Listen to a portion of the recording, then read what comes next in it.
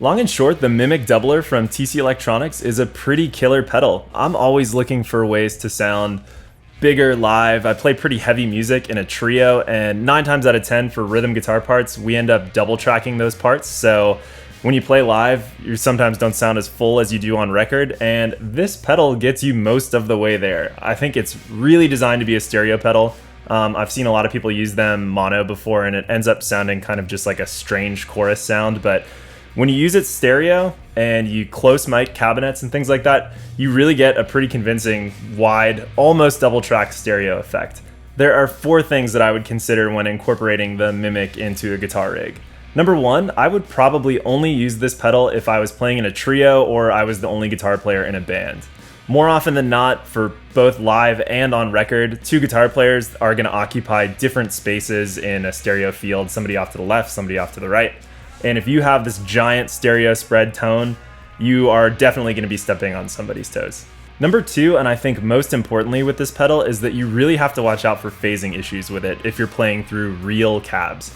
If you're going direct into in-ear monitors or recording or something like that, you're probably going to be pretty safe because those are such isolated signals.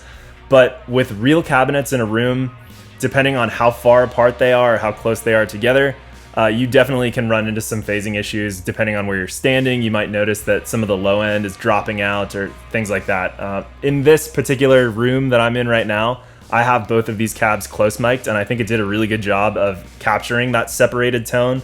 But even depending on how loud I have it or how many dubs I have the pedal set on, it'll affect the phase relationship between the two a little bit more than others. So definitely something to keep in mind. You just have to play around with it in your setup as far as where you're placing your cabs. Number 3 is that if you're using this pedal live, you got to make sure that whatever venue you're playing at can accommodate a stereo guitar sound.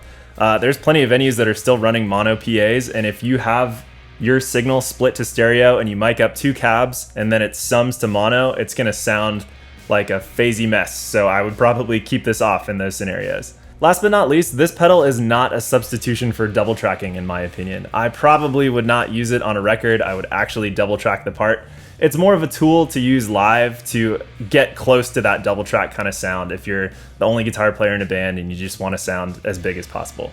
But it's a great option for filling up more space live and getting you in the ballpark of that produced record double track kind of vibe in a live environment. So I know there's a few other pedals out there that do a similar thing, but the TC does it in a really cool way. So if you get the chance to check it out, I would highly recommend it. I really appreciate you checking out the video, and we'll see you next time.